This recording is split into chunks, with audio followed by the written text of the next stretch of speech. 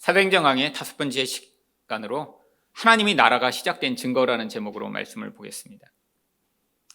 오순절에 성령이 임하시면서 예루살렘에는 큰 소동이 벌어졌습니다. 이해할 수 없는 그런 현상이 벌어지니까 사람들이 굉장히 놀랐죠. 이 현상에 대해서 어떤 사람들은 조롱합니다. 13절 말씀을 보시면 또 어떤 이들은 조롱하여 이르되 그들이 새술에 취하였다 하더라. 저는 평생 술을 안 먹어봤기 때문에 이 새술이나 묵은 술의 차이가 뭔지 모르는데 찾아보니까 이 새술이 알코올이 잘 분해가 안 돼서 더 독하다고 하더라고요. 아마 이 사람들이 생각할 때 이렇게 독한 술을 마시고 이들이 지금 취해서 저렇게 난리를 친다라고 조롱했던 것이죠. 그래서 베드로가 그들을 향해 이렇게 이야기를 합니다. 14절입니다. 베드로가 11 사도와 함께 서서 소리를 높여 이르되 유대인들과 예루살렘에 사는 모든 사람들아 이 일을 너희로 알게 할 것이니 내 말에 귀를 기울이라. 지금 이 베드로는 이 일을 통해 바로 사람들에게 복음을 전하기로 했습니다. 그런데 먼저 이 일을 가지고 이게 성경적으로 어떤 의미가 있는지를 먼저 설명하고자 한 것이죠. 그래서 이들이 먼저 오해를 바로잡고자 15절에서 이렇게 이야기합니다. 때가 제3신이 너희 생각과 같이 이 사람들이 취한 것이 아니라. 이 3신은 지금으로 이야기하면 오전 9시입니다. 아침부터 이렇게 술 먹고 이들이 취한 게 아니라 어떤 특별한 이유가 있다라고 설명을 하고자 한 거죠. 이렇게 벌어진 이런 사람들에게 혼란을 가져온 이 이상한 상황은 왜 일어난 것일까요? 바로 하나님 나라가 시작되었기 때문에 나타났던 현상이죠. 그렇다면 하나님의 나라가 시작된 증거는 무엇인가요? 첫 번째로 성령으로 말미암는 영적 변화입니다. 16절 말씀입니다. 이는 곧 선지자 요엘을 통하여 말씀하신 것이니 일렀으되. 지금 이 베드로는 지금 벌어진 일이 그냥 우연히 벌어진 것이 아니라 이미 성경에서 하나님이 계획하신 대로 일어난 것임을 보여주고자 이 요엘 선지자의 말씀을 인용하고 있습니다. 근데 이 요엘이 기록하고 있는 이 선지자의 핵심 내용이 무엇인가요? 마지막에 임할 하나님의 무서운 심판에 대한 이 말씀이 기록되어 있죠. 그래서 이 요엘서의 핵심 구절이라고 할 수 있는 요엘서 2장 1절과 2절은 이는 여호와의 날이 이르게 됨이니라. 이제 임박하였으니 곧 어둡고 캄캄한 날이요 짙은 구름이 덮인 날이라. 이 여호와의 날은 온 세상에 임할 심판을 이야기합니다. 이 심판에서 살아남을 자가 아무도 없겠죠. 그러니까 이 날을 뭐라고 불러요? 어둡고 캄캄하고 짙은 구름이 있는 무시무시한 날이다라고 이야기를 하고 있는 것이죠. 근데 이걸로 끝난다면 이 성경은 우리에게 무서운 협박만을 하고 공포를 자아내는 책이겠죠. 그런데 바로 이런 상황 속에 이 여호와의 날이 임하기 전에 또 어떤 일이 일어날 것인지 바로 그 일을 지금 이 베드로가 여기에서 인용을 하고 있습니다. 그래서 17절과 18절에 이 요엘서 2장 28절에서 32절의 말씀을 이렇게 인용을 합니다. 하나님이 말씀하시기를 말세에 내가 내 영을 모든 육체에 부어주리니 너희 자녀들은 예언할 것이요 너희 젊은이들은 환상을 보고 너희 늙은이들은 꿈을 꾸리라. 그때 내가 내 영을 내 남종과 여종에게 부어주리니 그들이 예언할 것이요. 이 마지막에 여호와의 날이 임하여 온 세상에 무서운 심판이 임하기 전에 하나님이 그 전에 하실 일이 뭐냐면 하나님의 영을 부어주시겠다라고 성경이 약속하고 있는 것이죠. 여기에 나와 있는 이 구체적 내용을 많은 사람들이 근데 오해를 하고 있습니다. 보면 자녀들이 예언하고 젊은이들은 환상을 보고 늙은이들은 꿈을 꾸신대요. 근데 나이 들면 다 꿈 꾸시지 않나요? 그리고 이 환상을 보는 걸 많은 사람들이 젊은이들이 환상을 봐야 된다 그러니까 이 비전을 품으라 이렇게 이야기하는 경우가 많죠. 젊을 때 이렇게 그냥 비전을 품어야 된다. 심지어는 제가 중학교 다닐 때 그 학습지 맨 앞에 이렇게 뭐라고 써 있으면 Boys be ambitious 이거 있었거든요. 그래서 이렇게 교회 다니는 청년들은 비전을 품고 막 이렇게 앰비셔스하게 세상을 살아야 된다라고까지 얘기하는 경우들이 있죠. 여기 있는 내용은 그런 얘기를 하는 게 아닙니다. 여기 나와 있는 자녀들, 젊은이들, 늙은이들, 남녀 종은요 어떠한 차별도 아무것도 없는 모두가 함께 하나님의 그 영을 받을 자들임을 보여주고 있는 것이죠. 그래서 나이 차별도 없고 남녀의 차별도 없고 신분의 차이도 없이 모두에게 하나님이 하나님의 영을 주신다라고 하는 것입니다. 그런데 이렇게 하나님의 영이 임하면 나타나는 변화가 사실은 여러 가지가 기록된 것 같은데 실제로는 딱 두 가지입니다. 여기 예언이 앞뒤에 한 번씩 나오고요. 중간에는 환상을 보고 꿈을 꾸죠. 근데 이 환상을 보고 꿈을 꾼다는 게 사실은 한 가지 내용입니다. 여러분, 뭐 환상 따로 꾸고 꿈을 따로 꾸는 게 아니라요. 구약에서 바로 하나님의 성령이 임했던 선지자들이 하나님의 뜻을 받아들이고 하나님 나라를 선포하기 위해 했던 바로 그 과정이 환상을 보고 꿈을 꾸는 것이었죠. 여러분, 이게 바로 영적 시각의 변화를 이야기하는 것입니다. 여러분, 하나님의 영이 임하지 않고는 인간은 육적인 그런 눈에 사로잡혀 눈에 보이는 세상 가운데 살아갈 수밖에 없습니다. 근데 이런 육적인 인간이 이 눈에 보이는 것을 뛰어넘어 보이지 않는 하나님 나라를 바라보게 되고 하나님을 믿게 되는 그 놀라운 일은 성령이 임해야 가능한 것이죠. 구약에서는 특별한 하나님의 사명을 받은 선지자들만 이렇게 영적 시각이 열려서 바로 그들이 하나님 나라를 보고 그것들을 선포할 수 있었어요. 앞으로 이런 일이 벌어질 것이다. 앞으로 하나님이 통치하실 날이 오게 될 것이다. 여러분, 그런데 이제는 그런 특별한 한두 명이 아니라 모든 예수 이름을 부르는 자들에게 하나님이 성령을 주심으로 말미암아 이전에는 소수에게만 주어졌던 이런 영적 눈이 열려 놀라운 하나님 나라를 볼 수 있는 시각의 변화, 이전에는 생각하지도 못했던 것들을 꿈꾸는 그런 놀라운 변화가 나타날 것임을 이야기하고 있는 것이죠. 여러분, 이게 바로 우리가 받은 놀라운 축복이며 은혜입니다. 여러분, 만약에 정말 우리에게 성령이 임하지 않았다면 우리는 지금 여전히 이 세상 가운데 눈에 보이는 것이 전부라고 보고 살고 있겠죠. 근데 이게 가져오는 것이 어떤 결과인가요? 바로 세상의 모든 것은 요한일서 2장 16절처럼 이는 세상에 있는 모든 것이 육신의 정욕과 안목의 정욕과 이생의 자랑이니. 여러분, 세상 사람들이 살아가는 모습을 한번 보세요. 그냥 인생 내내 뭘 하죠? 육신의 정욕을 채우고자 하는 인생을 살아갑니다. 육신의 정욕이라는 게 뭐예요? 내 눈에 볼 때 좋아 보이는 거 그거 사고, 내가 맛있어 보이는 거 그거 먹고, 내 귀에 좋은 소리를 듣고, 내 몸을 안락하게 만드는 것을 위해 나의 인생을 몸부림치며 살아가는 그런 사람들의 삶이요. 근데 이게 정말 인생을 기쁘고 행복하고 만족하게 해주나요? 결국엔 허무하게 만들고 부질없게 만들죠. 또한 사람들이 애쓰고 노력하는 게 무엇인가요? 특별히 그 중에 안목의 정욕입니다. 여러분, 인간이라는 존재의 이 감각의 거의 7, 80%는 눈을 통해 자극되기 때문에 우리는 다 이 눈의 영향을 쉽게 받게 되죠. 근데 사람들이 눈에 볼 때 좋아 보이는 것만을 추구하고 사는데 이게 뭘 갖고 오나요? 보이지 않는 하나님 나라가 아닌 눈에 보는 것으로 내가 좋아 보이는 것을 선택하며 살다가 더 큰 갈등과 고통을 맛보게 되죠. 이 세상 사람들이 또 몸부림치며 살아가는 게 뭔가요? 이 세상에서 내가 얼마나 멋진 사람인가, 내가 얼마나 좋은 걸 가지고 있는가, 내가 얼마나 성공했는가, 그래서 남에게 자랑하고자 해요. 여러분, 그런데 이게 얼마나 부질없는 짓인가요? 여러분, 나이가 들어 이제 자랑할 게 없으면 이제 자식 자랑해야 되고, 아니 나이가 들어 이제 자랑할 게 없으면 이제 할머니 할아버지가 돼서는 나보다 연약한 사람보다 내가 더 건강하다는 거 자랑해야 되고. 여러분, 결국 이 세상에서 우리가 살아가는 이 인생이 눈에 보이는 것에 한계되어 있다면 결국 남들처럼 어떻게 보면 아무것도 아닌 것을 가지고 자랑하는 그런 인생이 되겠죠. 여러분, 만약에 우리가 그렇게 살아간다면 우리는 정말 이 세상에서 가장 비참하고 불쌍한 사람일 것입니다. 그래서 바울이 뭐라고 얘기해요? 고린도전서 15장 19절을 보시면 만일 우리가 바라는 것이 다만 이 세상의 삶뿐이면 모든 사람 가운데 우리가 더욱 불쌍한 자이에요. 이미 불쌍해요, 바울의 삶을 보면. 근데 그가 바라는 게 그냥 이 세상의 삶이면 그렇게 살 필요가 없죠.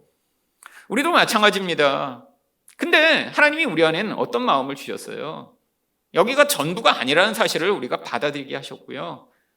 여기가 아무리 힘들어도 이것 말고 이 세상을 이길 능력과 힘이 하늘로부터 온다는 사실을 믿게 해주셨고요. 여기가 끝이 아니라 영원한 하나님 나라가 우리에게 기다리고 있다는 사실을 알게 해주셨고요. 여기서 우리가 더 행복하게 사는 것보다 더 중요한 게 있다는 사실을 가르쳐 주셨죠. 여러분, 이런 시야의 변화가 성령을 받은 사람들에게 나타나는 것입니다.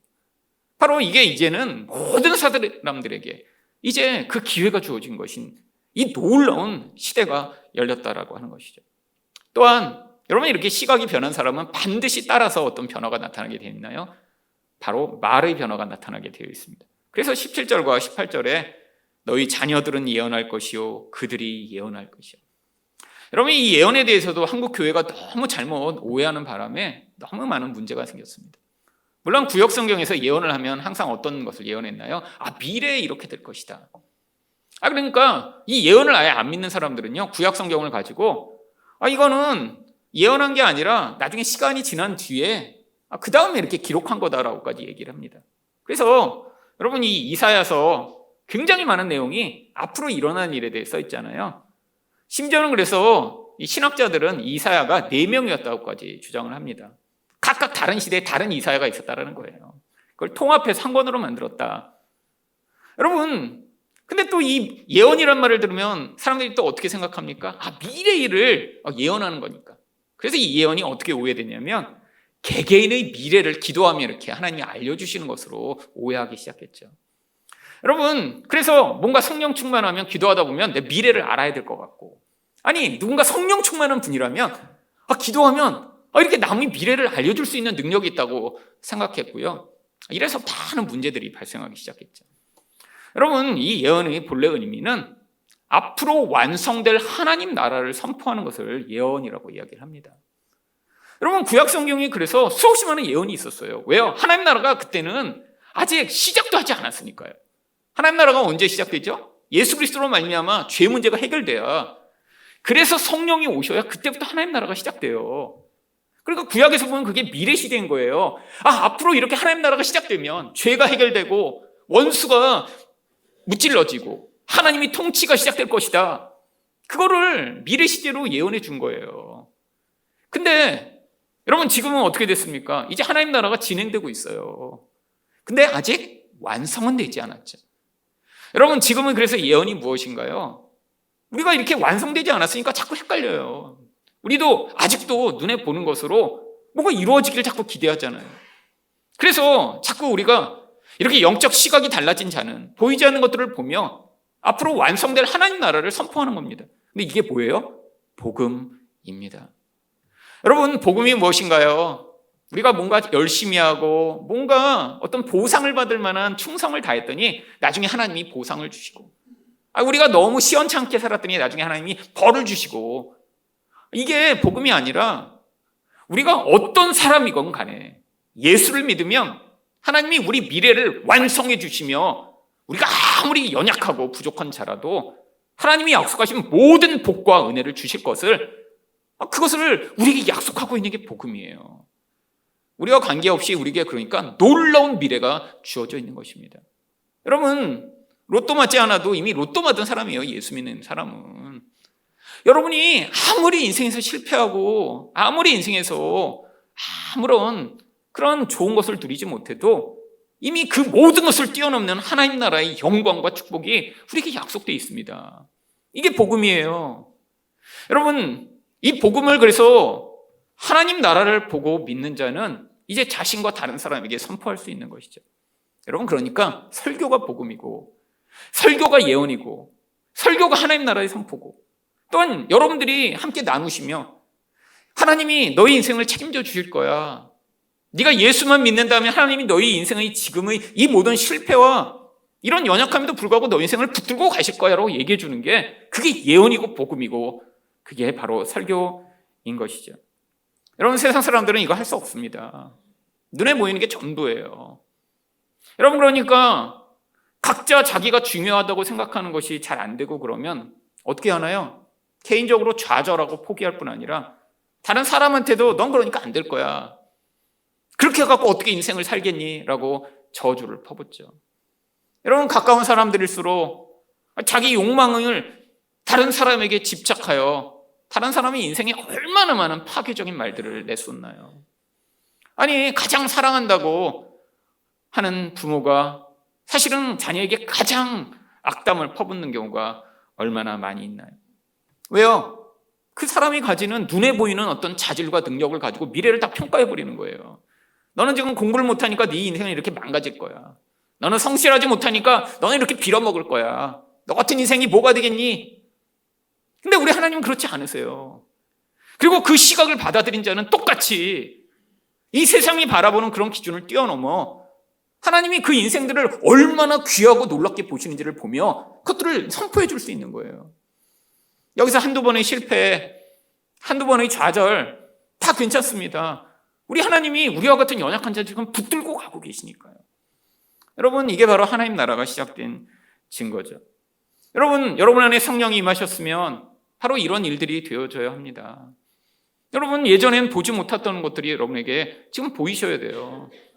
그래서 옛날에는 그냥 나의 상황만 보고 그러다 그게 잘 안 되면 좌절하고 낙담하고 포기했는데 이제는 그걸 뛰어넘는 그런 하나님의 약속을 받아들이기 시작하고, 옛날에는 내 눈에 볼 때 그게 마음에 합하지 않고 그러면 늘 안 될 거야. 나 같은 게 뭐가 돼? 아니면 다른 사람들을 향해서도 그렇게 이야기하던 사람이 우리 하나님이 너 인생을 책임지고 계셔. 예수가 너 인생의 전부야 라고 얘기해 줄 수 있는 그런 사람이 되는 거죠. 여러분, 처음부터 다 온전한 사람이 어디 있겠습니까?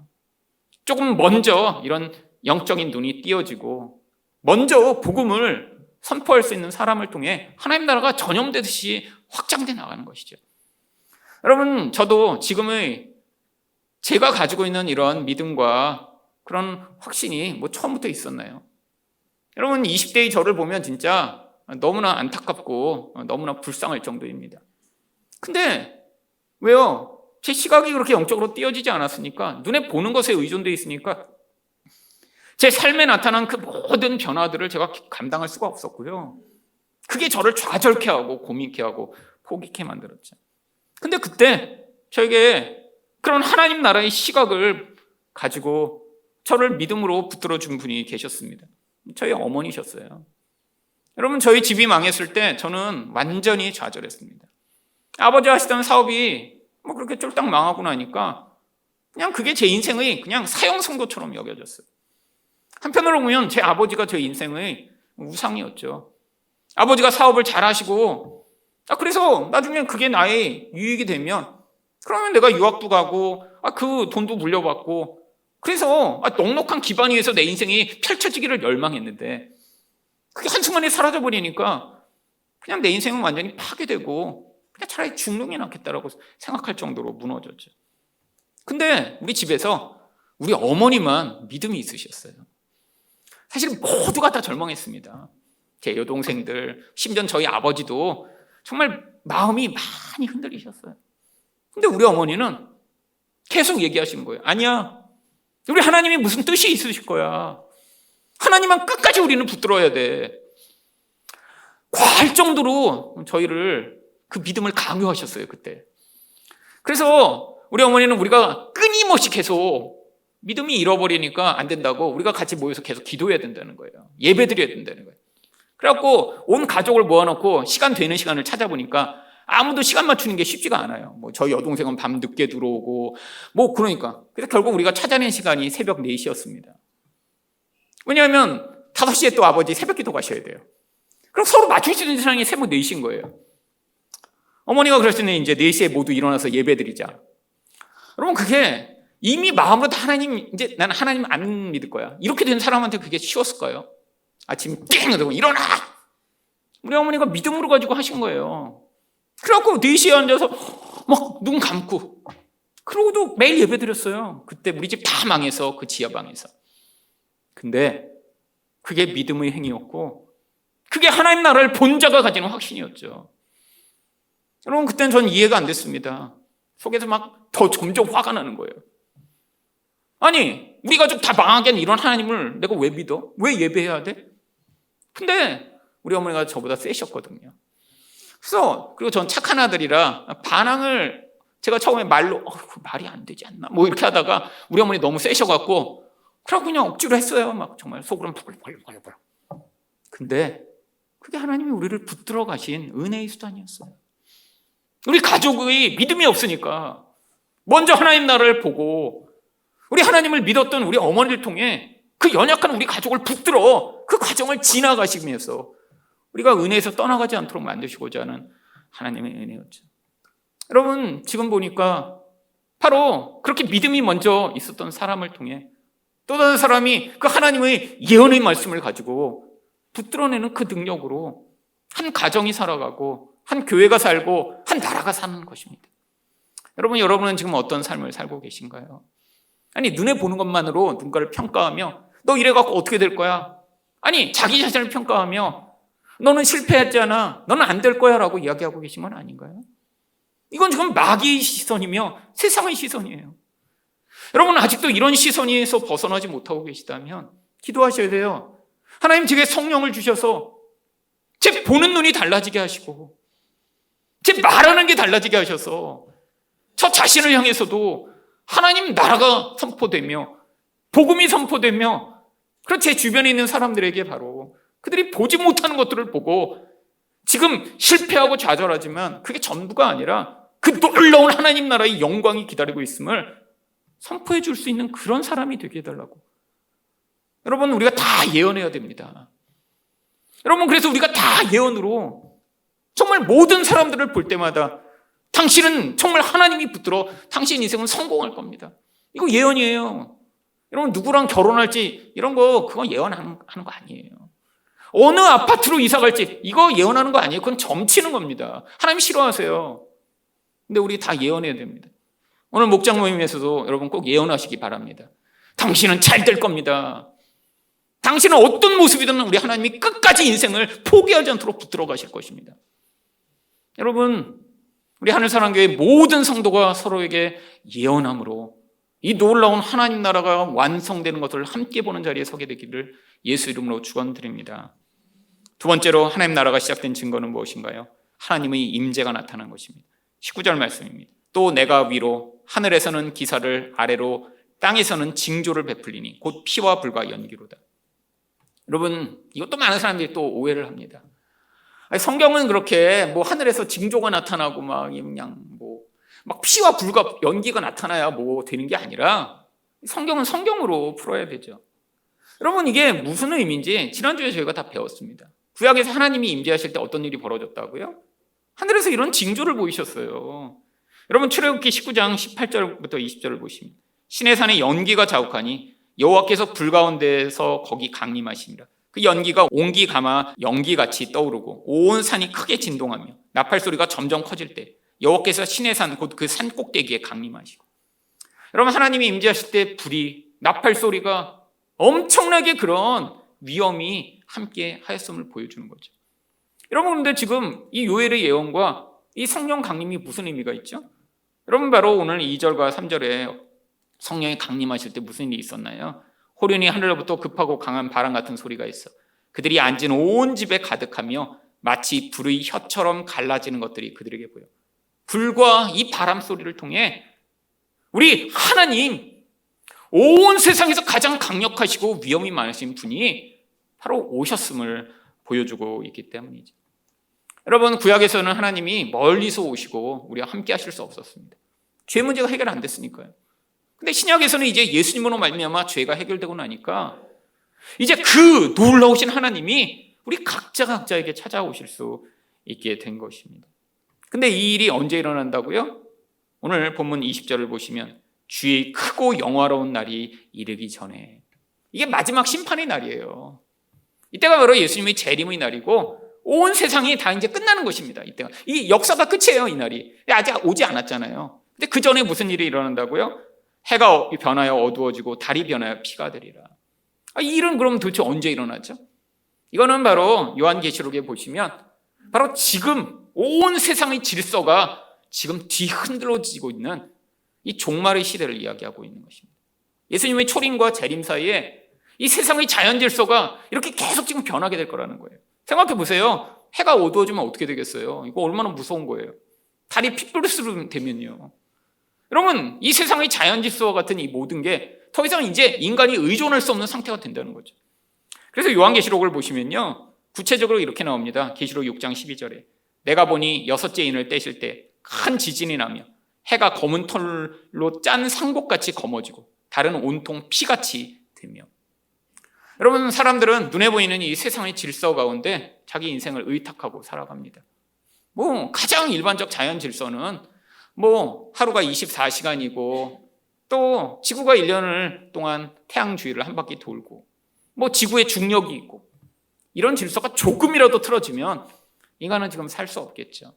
근데 세상 가운데 이렇게 이런 질서들이 계속 뒤흔들리는 일들이 벌어진다는 거예요. 이런 물리적 질서만이 아닙니다. 사람들이 세상의 질서의 시스템이라고 만들어 놓은 이 모든 경제 시스템, 이것도 가끔씩 한 번씩 요동하잖아요.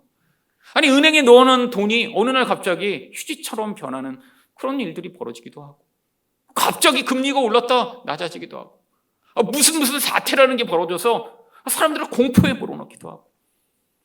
여러분, 사람들이 의존하고 있는 질서가 이렇게 뒤흔들리는 이런 일들, 그런데 이 일이 세상 사람들에겐 재앙이고 무서운 일이죠. 근데 이게 하나님 백성들에게는 구원의 시간이라는 것입니다. 그래서 21절에 누구든지 주의 이름을 부르는 자는 구원을 받으리라 하였느니라. 여러분, 이제 성령이 이렇게 임하시고 난 다음에는 주의 날이 임하기 전까지 이 기간이 어떤 날로 주어진 거예요? 하나님 백성들에게는 하나님의 그런 이름을 부르고 예수 이름을 불러서 구원을 받는 시간으로 주어져 있다는 거예요. 세상에는요, 세상 질서가 무너지고 사람들이 혼란과 공포에 사로잡히는 시간이 된 거죠. 여러분, 이렇게 세상 질서가 흔들리면 세상 사람들은 어떻게 반응하나요? 요한계시록 6장 15절부터 17절 보시면, 땅의 임금들과 왕족들과 장군들과 부자들과 강한 자들과 모든 종과 자유인이, 또 모든 사람들을 다 포함하는 사람들이 어떻게 돼요?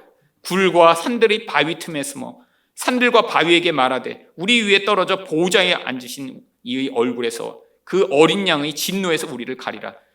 그들의 진노의 큰 날이 이르렀으니 누가 능히 서리요. 세상 사람들은 세상 질서가 무너지면 공포에 사로잡히고 벌벌벌 떤다는 거예요. 여러분, 근데 이들이 더 심한 짓을 합니다. 세상 질서는 계속 흔들리거든요. 앞으로 점점 심해지겠죠. 여러분, 기후위기요? 앞으로는 지금부터 더 심각하게 계속 임할 겁니다. 근데 세상 사람들은 그럴수록 어떻게 되죠? 요한계시록 9장 20절 보면, 이 재앙에 죽지 않고 남은 사람들은 손으로 행한 일을 회개하지 아니하고 오히려 여러 귀신과 또는 보거나 듣거나 다니거나 하지 못하는 금, 은, 동과 목석의 우상에게 절하고. 우상 숭배가 점점 심해져요. 여러분, 지금 이 세상이 아닌가요? 여러분, 돈에 대한 사람의 의존이 정말 옛날과는 정말 상상할 수 없을 정도로 더 깊어지고 커졌습니다. 사람들의 이 정말 우상숭배적 개념, 이게 바로 이 시대를 이야기하고 있는 것이죠. 근데 성도에게는 어떤 날이라고요? 예수 이름을 불러 구원받을 날이라고요. 여러분, 성도 인생 가운데도 이렇게 세상 질서가 무너진 일들이 종종 그래서 나타나게 됩니다. 내가 의존했던 누군가가 돌아가시거나, 내가 그렇게 의존했던 내 인생의 어떤 기반이 무너지거나. 근데 성도에게는 이게 멸망이며 파괴가 아니라 구원의 과정이죠. 여러분, 제 인생 가운데 정말 있었던 그 많은 제 인생의 기반들을 뒤흔드는 많은 일들은 사실은 그때는 너무나 고통스러웠고 하나님이 나를 벌하시는 저주라고 생각했지만, 시간이 지나고 지금 보니까 그게 바로 구원의 수단이고 예수 이름을 부르게 만드는 축복이었습니다. 만약에 저희 아버지가 제가 젊어서 그렇게 사업이 망하지 않으셨다면 저는 아마 평생 하나님이 누구신가 잘 알지 못하고 살았겠죠. 제가 그렇게 아프고 제 아내가 그렇게 아프고, 아니 미국에서 그렇게 고통하지 않았으면 아마 제가 하나님을 아는 수준은 아마 지극히 평범한 수준에 불과해요. 복음은 살짝 알고 여전히 제 인생의 본질에 해당하는 이런 기복과 율법을 가지고 설교하고 저 또한 그것을 믿고 그렇게 살고 있겠죠. 여러분, 근데 제 인생의 기반이 다 무너지고 났더니 내가 믿고 의존하던 어떤 것도 나의 하나님과 나의 의존자가 될 수 없다는 사실을 고백하게 되고, 그것을 통해 예수 이름을 불러 여기까지 오게 되었습니다. 여러분, 그러니까 지금이 어떤 시기예요? 주 이름을 부르는 날인 거예요. 성령이 임하셨기 때문에, 하나님이 우리와 함께 계시기 때문에, 하나님이 이 기회를 통해 우리가 하나님께 더욱 가까이 나아가 앞으로 임할 이 무서운 심판 전에 주의 이름을 부르는 모든 자들이 구원을 얻기를 원하고 계신 것입니다. 여러분의 인생의 이 모든 질서가 무너지는 그때 예수 이름을 불러 바로 여호와의 날 전에 하나님이 놀라운 구원을 맛보는 여러분 되시기를 축원드립니다.